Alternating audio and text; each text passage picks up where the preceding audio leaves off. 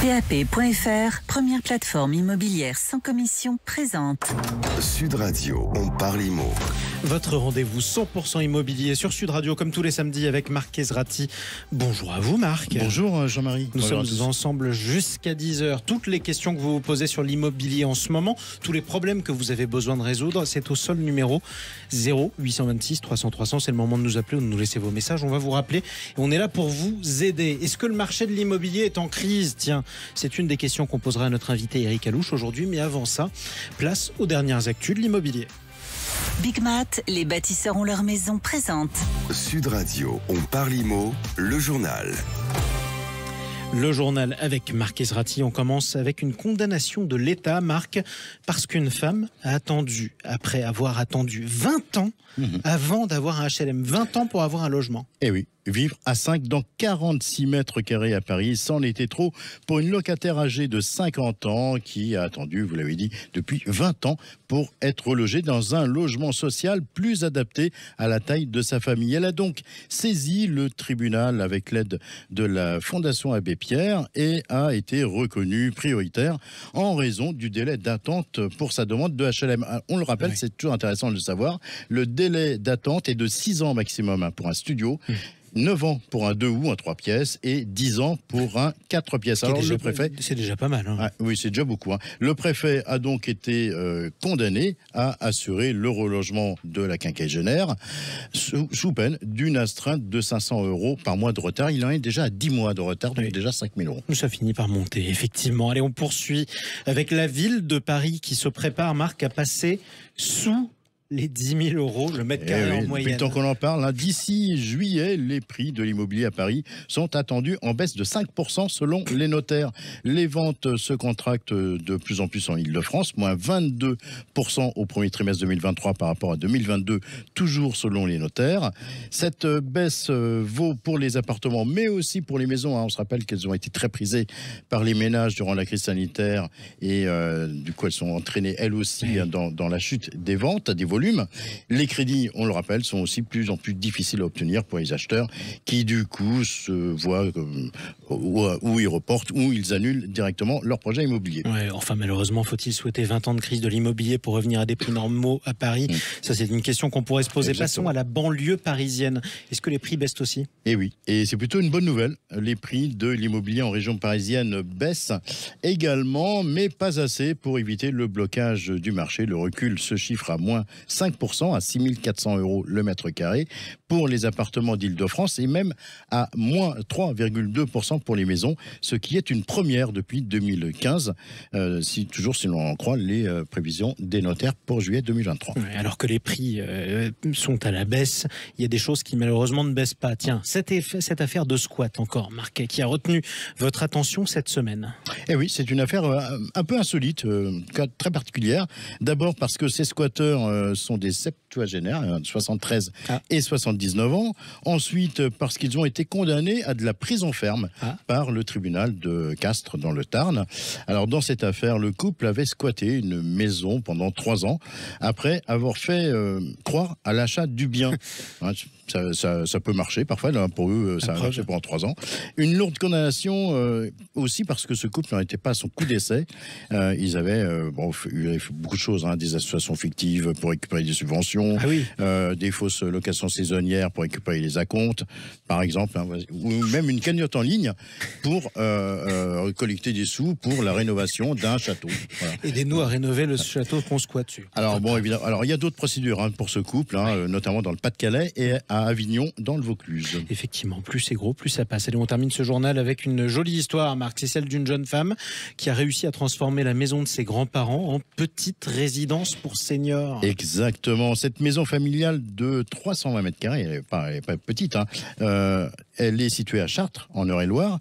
Et bien, cette jeune femme, elle a hérité de la maison de ses grands-parents et a décidé de la transformer en petite résidence pour seniors. 600 000 € de travaux pour réaliser 7 appartements de 40 mètres carrés, comprenant toutes une kitchenette et un salon. Et pour permettre aux résidents de vivre leur vieillesse le mieux possible, la jeune femme a créé également une cuisine commune et un salon commun. Pour 1 800 € par mois, les résidents de cette colocation pour seniors pourront compter également sur un service de restauration, de ménage et évidemment d'activités diverses. C'est formidable tout ça. Merci beaucoup pour toutes ces informations, Marc. Allez, vous l'avez entendu dans ces informations, les prix qui baissent, qui continuent à baisser.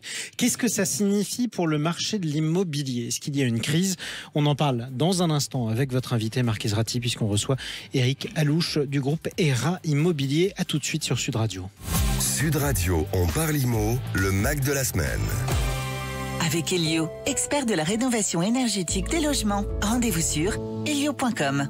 Votre rendez-vous 100% immobilier sur Sud Radio jusqu'à 10h. Est-ce que le marché de l'immobilier est en crise? On en parle avec Marc Ezrati et avec son invité qu'on accueille avec plaisir. Nous sommes avec Eric Alouche, directeur exécutif du réseau ERA Immobilier. Bonjour Eric Alouche. Bonjour. Alors Eric, les premières propositions du Conseil national de la refondation pour le logement ont laissé un goût plutôt amer pour les professionnels du secteur. Depuis plusieurs mois, ces acteurs, les promoteurs, les constructeurs, mais aussi vous, les agents immobiliers, vous tiriez la sonnette d'alarme. Vous pensez que le gouvernement il a pris la mesure de l'urgence de la situation ? On est un petit peu déçus parce qu'effectivement, on nous parle d'une notion d'urgence, de frapper fort, etc. Et puis finalement, ça fait pchit. On entend tout le monde. Il y a des discussions qui sont entamées avec les professionnels immobiliers, dont les syndicats, etc. Et puis finalement, pour accoucher de ça, j'ai envie de dire beaucoup de bruit pour rien, comme disait quelqu'un. En fait, ce qu'on s'aperçoit, c'est qu'il y a plus de mesures en faveur des investisseurs, alors qu'en fait, depuis plusieurs dizaines d'années, on a des mesures pour l'investissement locatif, qui est quelque chose d'extrêmement important. C'est les investissements locatifs, ça produit du logement, ça incite les gens à créer des logements, à acheter des logements. Et si ça a été fait pendant des dizaines d'années, c'est quand même qu'il y a des raisons. Aujourd'hui, il n'y en a plus. Il n'y en a plus. Alors on nous dit, oui, mais ça coûte cher. Oui, ça coûte cher, mais ça rapporte quand même. Mais vous savez, le logement est pourvoyeur d'un certain nombre de milliards de rentrées fiscales. Donc il faut voir aussi ce que ça rapporte. Et puis si vous tarissez la source de création de logements, quelque part, vous hypothéquez l'avenir, puisque derrière ces logements locatifs, il y a des promoteurs, il y a tout un processus qui se met en place. Donc il y a des entreprises, etc.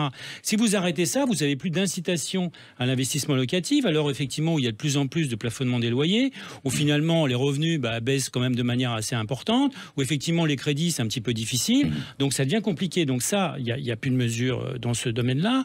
Et puis également concernant les primo-accédants. Vous savez, alors justement, ces primo-accédants, mais ils étaient déjà sur le bord de la route. Oui, ils sont déjà sur le bord de la route à cause effectivement des taux de crédit qui montent, mais c'est quand même dommage que les plus modestes d'entre nous n'aient pas une incitation là, c'est pareil à acheter. Alors il y a toujours le PTZ, mais plus pour les maisons. Plus pour les maisons. On rappelle pour les maisons. À taux zéro. Le prêt à taux zéro pour les primo-accédants, donc ceux qui se lancent finalement dans une première accession et qui ont besoin d'aide. Et ces gens-là, on leur dit non, vous avez une maison, non, pas pour les maisons. Alors qu'en fait, la majorité des prêts à taux zéro étaient consentis pour les maisons. Donc, oui, mais il y a aussi toute la discussion, tout ce débat sur l'aménagement du territoire. On dit qu'une maison, c'est peut-être moins écologique. Oui, mais à ce moment-là, il faut carrément dire aux Français, parce que le logement, ça ne concerne pas uniquement le gouvernement, ça concerne tous les Français. Il faut quand même leur dire la vérité. On veut supprimer les maisons. On veut qu'il n'y ait plus de maisons. On veut que vous viviez tous en appartement. C'est un peu ce qu'avait dit Vargon à l'époque. Oui, mais ça, je ne sais pas si les gens sont prêts à l'entendre et l'accepter. Vous savez, ça fait partie de ces mesures qui tombent du ciel comme ça. C'est un petit peu comme le diagnostic performance énergétique. Comme ça, et l'audit énergétique, où vous mettez des obligations aux gens qu'on comprend, qui sont quelque part légitimes, parce qu'il faut lutter contre le réchauffement climatique. Encore faut-il que ce soit faisable sur le terrain, et que les gens aient la possibilité de le financer. Il faut penser aux gens. Vous voyez, c'est juste ça. Mais Eric, vous en avez parlé là des contraintes. Oui. Les propriétaires bailleurs, c'est les autres grands oubliés des idées du CNR. C'est un problème les contraintes, ça explique tout pour. Si vous augmentez les taux, c'est ce qui se passe en ce moment. Ça, le gouvernement effectivement n'y peut rien. Si vous n'avez plus d'incitation, si vous avez un plafonnement des loyers, effectivement, on va vers quoi, vous voyez ? Parce que si on veut effectivement dans les grandes villes que tous les logements soit des logements qui soient détenus par des investisseurs institutionnels ou par la commune, etc., ou par l'État, il faut le dire. Mais à ce moment-là, il n'y a plus de logements privés à louer, vous voyez. Et puis, qu'est-ce que font les gens qui louent leur logement de manière privée? Ils vont vers le Airbnb, vous voyez, parce que tout simplement, ils ont une certaine liberté, ils ont moins de contraintes. Et alors, évidemment, on leur tape dessus parce qu'il ne faut pas faire de Airbnb, mais c'est pas en plafonnant les loyers que vous allez augmenter le volume de biens à la location. Donc, il faut prendre le problème à la racine. Et la racine, ça consiste à permettre la création de logements supplémentaires et à faciliter ces créations de logements en incitant les gens qui sont prêts à les créer. Éric, on a aussi un débat qui s'est rouvert, ça c'est un peu saisonnier, tous les mois de juin, on a ce débat qui s'ouvre sur les honoraires d'agence. L'autorité de la concurrence souhaiterait ou veut que les agents immobiliers baissent leurs honoraires, ce qu'on appelle vulgairement les frais d'agence. Ça vous inspire quoi ? Ça m'inspire. Je trouve ça un peu c'est un peu bizarre. Ça revient de temps en temps. Il faut savoir que si les prix ont monté, les prix de l'immobilier ont monté, c'est pas la faute des agents immobiliers. Les prix sont fixés en fonction de l'offre et de la demande. Donc ça n'a rien à voir avec les agents immobiliers. Effectivement, il y a un pourcentage qui est perçu par les agents immobiliers, qui correspond à leurs honoraires, qui correspond à un vrai travail derrière. Et c'est pas parce qu'on a visité le bien et qu'on l'a acheté qu'il n'y a pas un vrai travail derrière. Éric, l'autorité de la concurrence parle d'une moyenne en France de 5,78, alors qu'en Europe, on est à 4%. Oui, alors est-ce que vos confrères européens... Déjà, les réglementations ne sont pas du tout les mêmes, les contraintes ne sont pas du tout les mêmes, les actions ne sont pas du tout les mêmes. Donc, il ne faut pas confondre les choux avec les carottes, déjà, premièrement. Deuxièmement, on a la chance en France d'être dans un pays libre. Un pays libre, ça veut dire que le client, il a le choix d'aller voir un agent immobilier ou pas. Il a le choix d'aller voir un agent immobilier qui va lui proposer une prestation à 2% ou pas. Il a le choix de passer par particulier ou pas. Et ça, vous voyez, c'est une grande liberté, c'est une grande chance que nous avons. Et je ne vois pas pourquoi l'autorité de la concurrence viendrait mettre son nez là-dessus en disant il y a un problème de concurrence. Il est où le problème de concurrence, je dirais, vous voyez ? Éric, sans transition, vous aimez le cinéma ? J'adore le cinéma. Il y a quelques jours, vous êtes allé voir Waouh. Oui. Le dernier film de Podalides. Oui, absolument. Comment vous l'avez trouvé ? J'ai trouvé que vous êtes reconnu dedans. Alors, pas vraiment. Alors attention, avant, quand même, il faut le savoir. Waouh, ça raconte l'histoire de deux agents immobiliers qui enchaînent les visites de biens parfois invendables. Voilà, on rappelle un peu le pitch du film. Voilà. Alors, c'est pas déjà des agents immobiliers, si je peux me permettre, c'est des négociateurs. Donc, c'est des gens, effectivement, qui sont des commerciaux dans des agences immobilières. Et effectivement, on voit une négociatrice dépressive qui est superbement jouée par Karine Viard. Alors, moi, j'ai trouvé le film très divertissant. C'est une excellente comédie. Et alors, les acteurs sont vraiment top. Il y a une brochette d'acteurs qui est formidable. Il y a également il y a Denis Podalides, puis il y a toute la famille Podalides, donc qui sont effectivement très bons. Il y a également Agnès Jaoui, qui est formidable. Roche Dizem. Sacré film, en tout cas, et sacré succès. Il y a une brochette d'acteurs extraordinaire. On est sur Sud Radio. On aura terminé par le coup de cœur d'un homme en colère. Merci beaucoup, en tout cas, Éric Halouche. Avec plaisir. Parlons vrai, parlons libre. C'est le slogan de toute façon de Sud Radio. On continuera à le faire et on continuera à prendre des nouvelles d'ailleurs du marché de l'immobilier puisque manifestement il est en crise. Comme chaque samedi avec Marquise Ratti, on vous rappelle que tous les chemins mènent à l'immobilier. On a décidé aujourd'hui de vous présenter à vous qui nous écoutez Sylvie Carbonnière. C'est le témoin de la semaine et on l'accueille tout de suite sur Sud Radio. Bonjour Sylvie Carbonnière. Bonjour Marquise Ratti. Alors Sylvie, vous êtes bientôt sexagénaire, mais paraît-il, enfin, vous me l'avez dit, vous avez encore 40 ans dans votre tête. Vous vivez à Seille, c'est près de Toulouse. Vous vous êtes reconverti dans l'immobilier il y a 10 ans. Une reconversion opérée alors que vous aviez 50 ans. Alors, on le sait, c'est d'actualité. Les difficultés d'accès ou de retour à l'emploi après 50 ans, c'est malheureusement une réalité en France. Pour vous, Sylvie, est-ce que ça a été compliqué ? Écoutez, je veux dire qu'à 50 ans, les employeurs, ils nous rangent, ils nous catégorisent dans la rubrique des seniors. Alors c'est vrai que moi, j'ai pas trouvé ça très valorisant, d'autant que dans ma tête, quand j'avais 50 ans, j'avais 35 ans dans ma tête. Alors je me suis posé beaucoup de questions parce que je voulais trouver un nouvel univers professionnel qui me plaise, que j'ai envie d'aller bosser tous les matins. Alors je me suis beaucoup documentée, le homestaging, l'immobilier, etc. Et en fait, j'ai opté pour le statut de mandataire immobilier. Alors, au départ, Sylvie, vous êtes ce qu'on appelle une enfant de la pub. Vous avez travaillé pendant 25 ans dans l'univers de la communication dans une agence de pub à Toulouse, en tant que salarié, puis ensuite manager, et ensuite encore chef d'entreprise. Qu'est-ce que vous retenez ces années-là ?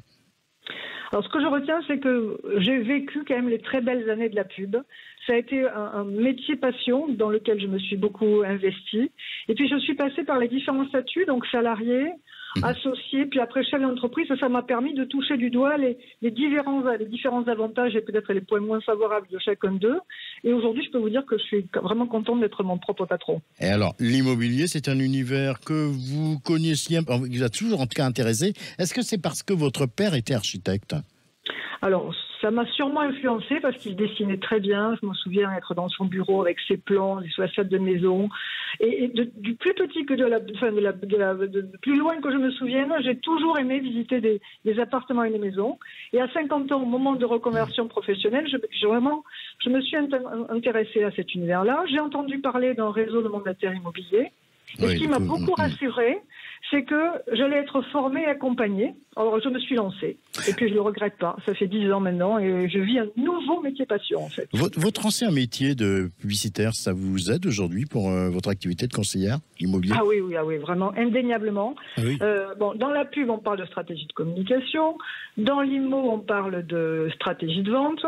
Alors, dans la pub, les photos sont toujours superbes. Et pour mes photos immobilières, j'applique ce que j'ai appris dans la pub, donc toujours des photos valorisantes qui sont attractives. Dans la pub, il faut toujours avoir la bonne accroche, le bon mot, le bon qualificatif. Et pour la rédaction de mes annonces immobilières, je fais la même chose. J'essaie de trouver toujours les bons mots pour mettre en valeur les biens que je propose. Et le tout sans faute d'orthographe surtout. C'est important, vous avez raison. Ouais. Je me préoccupe des petites annonces avec des fautes d'orthographe, tu l'as quand même. Beaucoup. Mais ça fait souvent la différence. Je trouve que les détails font souvent la différence, les petits détails. Vous avez, même question que pour Eric Alouche, vous avez vu le film Waouh de Podalides ? Ah ben oui, là, je ne pouvais pas passer à côté. Un film qui parle de ma profession. Là, j'ai foncé le voir. Alors, c'est peut-être grâce à nous que ce film est au numéro 1 box-office. Hein.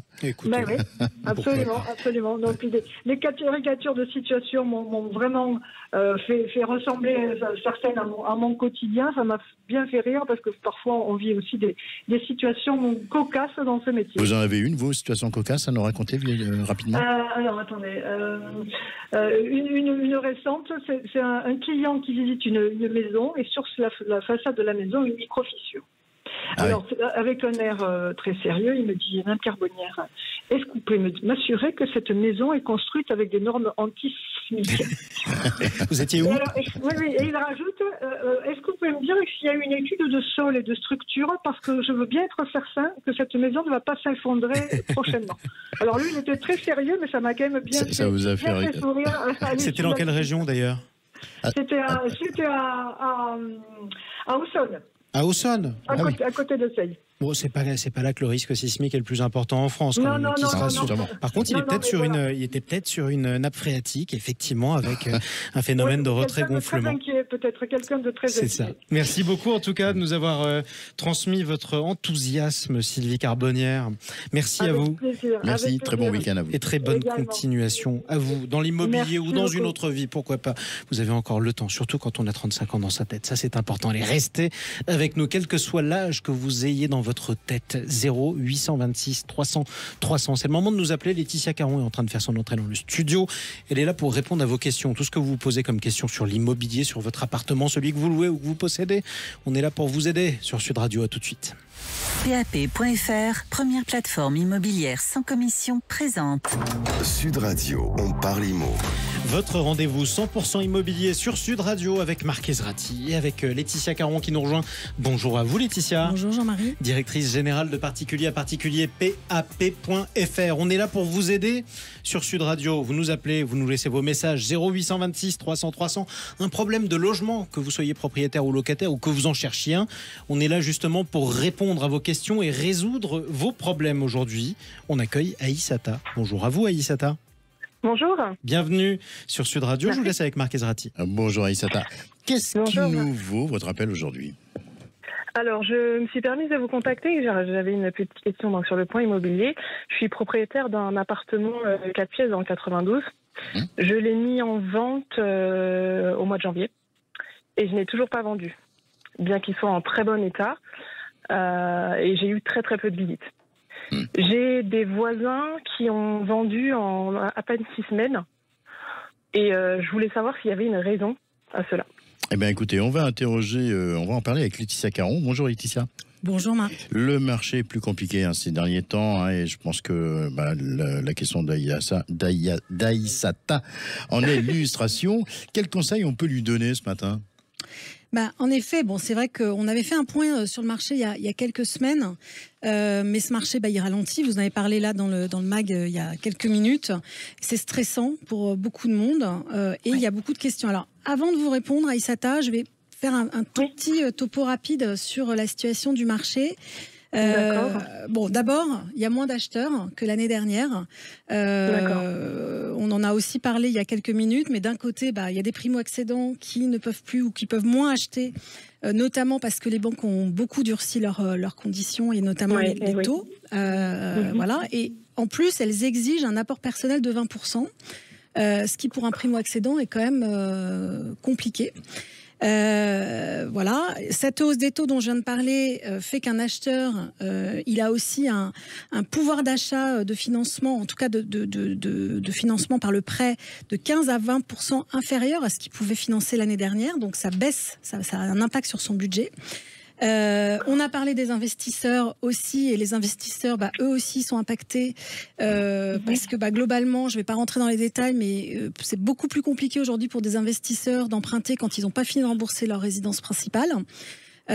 Tout ça fait que grosso modo, on a 20% d'acheteurs en moins cette année sur le marché que l'année dernière. Alors après... Dit comme ça, évidemment, ça peut paraître impressionnant, mais il faut aussi remettre en perspective. Les dernières années étaient des records historiques, notamment 2021-2022. Et donc, c'est pas complètement étonnant non plus que le marché ralentisse. Parce que je parle de records, on était en record en nombre de ventes et on était sur des records en termes de prix aussi. Voilà, donc c'est pas non plus complètement étonnant et il faut pas non plus rentrer dans une panique. Et c'est peut-être ça aussi qui explique qu'Aïssata n'a pas d'acheteur. Alors, je viens de le dire, il y a moins d'acheteurs, mais là aussi, je voudrais juste donner un chiffre pour remettre en perspective. On projette cette année 850 000 ventes donc sur 2023. Faut redonner de la perspective aux auditeurs parce que dit comme ça, ça veut rien. Enfin, ça a pas forcément, c'est pas forcément clair. On va revenir sur des niveaux de 2018 à peu près. Bon, donc il y a moins d'acheteurs, mais il y en a quand même. C'est-à-dire qu'il y a quand même des gens qui cherchent. Nous, par exemple, sur PAP, en mai, on a eu 1 200 000 acheteurs en recherche. Donc il y a des gens qui cherchent et il y a des ventes. Voilà. Et puis je voudrais aussi préciser quand même, pour encore une fois tout mettre en perspective, il y a un acheteur sur 3 environ qui achète comptant, donc qui n'est pas concerné par les problèmes d'accès au crédit. D'accès au crédit. Voilà, donc rassurons déjà Aïssata, il y a des acheteurs, il y a des ventes. Maintenant, c'est vrai qu'il y en a beaucoup qui sont plus attentistes parce qu'ils attendent, ils espèrent une baisse des prix. Et notamment parce qu'ils ont besoin de compenser quand même cette perte de pouvoir d'achat. Côté prix, on est entré dans une phase de baisse il y a déjà quelques semaines maintenant. Là, vous venez de parler des perspectives. Donc voilà. Donc, dans ce contexte, il faut juste retenir, il y a des ventes, mais l'estimation du prix, elle est plus primordiale que jamais. Donc là, on va venir sur votre cas. Vous avez d'ailleurs une question à poser à Aïssata. Oui, alors, j'ai une question, enfin j'en ai même deux. D'accord. Parce que vous disiez, si j'ai bien écouté, que vos voisins ont vendu... ils ont vendu le même type d'appartement que vous. Il y a combien de temps ? Ils ont vendu il y a... alors, si je ne me trompe pas, c'est en 2022. D'accord. Oui, c'est l'année dernière. Si, c'est ça, l'année dernière. Ok, donc ça, c'est un point important. Je vais vous répondre là-dessus. Et de votre côté, vous avez mis en vente début janvier. Vous l'avez estimé quand ce prix de vente, et est-ce que vous l'avez fait évoluer ? Alors, à vrai dire, je n'ai pas fait estimer ce prix par des professionnels. Je me suis basée sur le prix de vente de mes voisins, puisque c'est un bien qui est identique. Ok. Alors, je vais être un peu direct, Aïssata. C'est une erreur. C'est une grave erreur. C'est une erreur que font même... Alors, vous n'êtes pas la seule à la faire, je vous rassure. Il y a beaucoup de gens qui font cette erreur, mais en fait, le prix de vente de votre voisin, il correspond à son bien à lui à un moment donné. Or, là, on était en 2022 et le marché, on vient d'en parler pas mal, il a évolué. Donc son prix au mètre carré, il va pouvoir le prix au mètre carré de votre voisin, il va pouvoir vous servir de référence, mais après il va falloir regarder ce qui s'est passé depuis, comment ça a évolué, et puis il faut regarder les caractéristiques aussi du bien. Voilà, donc là, ce qui va être important, c'est de faire une estimation actualisée aujourd'hui. Ça, c'est essentiel pour débloquer les choses, parce que moi, je pense que le fait que vous n'ayez pas ou peu de visites, c'est parce que votre prime, je pense, est trop élevée. C'est malheureusement l'éternel problème de l'offre et de la demande. C'est souvent, dans la plupart des cas, c'est lié à ça, c'est lié au prix. On est désolé, Aïssata. Voilà. Merci, je vous remercie pour ces précisions. On est là pour vous aider, mais là, bon, c'est peut-être pas la réponse que vous espériez, mais ouais. Alors, il faut actualiser les prix, ça, c'est le premier conseil. S'il vous plaît, au courant, Aïssata. Quand vous arrivez à le vendre, on vous souhaite d'y arriver le plus vite possible.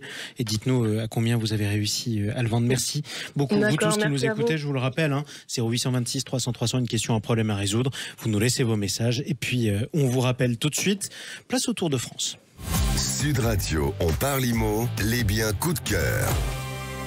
Vous sont présentés par Préto, l'expert en ligne du crédit immobilier. Simulez combien vous pouvez emprunter sur Préto.fr. Le Tour de France des cartes postales de Marquez Ratti. Chaque région de France a un magnifique bien avant. Exactement. Marc. Laetitia, on poursuit avec votre coup de cœur de la semaine. Et oui, Marc, cette semaine, je vous emmène à Lège-Cap-Ferret, je vais y arriver à le dire. En Gironde.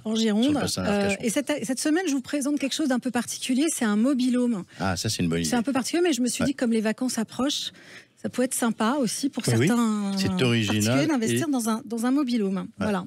C'est original et c'est dans une région magnifique, le bassin d'Arcachon, le nord du bassin d'Arcachon. En effet, alors souvent les gens connaissent mieux la partie Cap-Ferret que Lège, mais on est sur le même secteur c'est vraiment un secteur magnifique, vous l'avez dit, avec une vue incroyable, aussi bien sur l'océan, les forêts, enfin vraiment, c'est superbe. Laetitia, parlez-nous de ce mobil-home. Alors, c'est, comme je l'ai dit, un mobil-home. Donc, qui dit mobil-home dit camping. Il est situé dans un camping. Même un très beau camping avec pas mal d'activités. Donc, ça permet vraiment d'acheter quelque chose dont on va pouvoir profiter pour les vacances. Il y a un grand parc aquatique, des animations pour les enfants, des spectacles, restaurants, etc. Le mobil-home en lui-même, il fait 40 mètres carrés. Il y a une terrasse en plus. Il est composé d'une pièce de vie avec, tout équipé. Tout est entièrement équipé. Il y a un petit coin cuisine, plaque de cuisson, réfrigérateur, etc. 3 chambres, donc pour une famille c'est parfait. Une salle de bain et des WC indépendants. Et puis la terrasse est ombragée. C'est pas mal. C'est sympa. Selon vous, c'est une bonne opportunité pour accéder à la propriété quand pour quelqu'un qui souhaite acheter, on va dire, une résidence secondaire avec un petit budget, on est à 39 700 €. Donc ça permet d'accéder à la propriété d'un type de résidence secondaire pour moins de 1 500 € le mètre carré dans un secteur sur lequel on va être plutôt à 6 000 si on est sur d'autres types de biens. Voilà, donc c'est pas mal. Et puis ça peut aussi être rentabilisé en le louant, parce qu'un mobil-home, quand on l'occupe pas, on peut aussi louer. On peut le louer. Et donc c'est un bon investissement. Merci pour ce bon plan. Laetitia. En plus, dans un endroit magnifique, Laetitia Caron. Allez, on poursuit les coups de cœur avec un bien en viager occupé cette fois-ci, qui est proposé par notre partenaire Viagimo, Marc. Et c'est à Saint-Malo, en Ille-et-Vilaine, que je vous emmène ce matin. Donc Saint-Malo, la ville corsaire, Intramuros, les remparts, le Sillon, des quartiers agréables à vivre, été comme hiver, comme Saint-Servant par exemple, et sa tour du Solidor.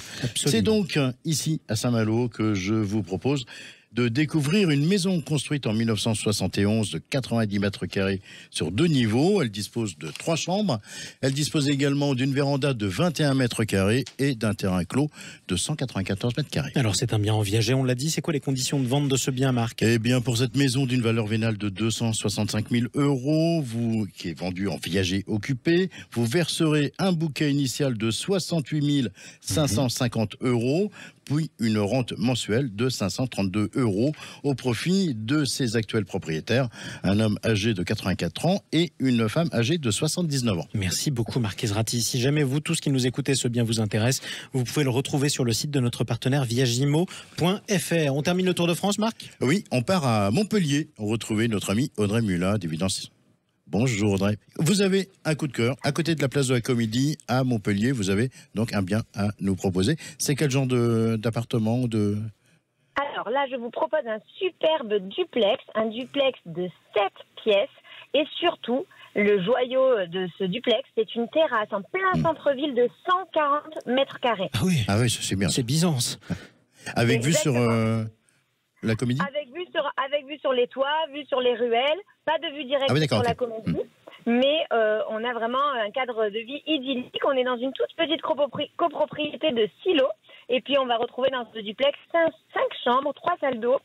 On a d'autres balcons aussi. Et donc, surtout cette immense terrasse de 140 mètres carrés. Et aussi un très grand garage de 50 mètres carrés, plus 2 places de stationnement en sous-sol sécurisé. De quoi mettre suffisamment de voitures. À quel prix, s'il vous plaît ?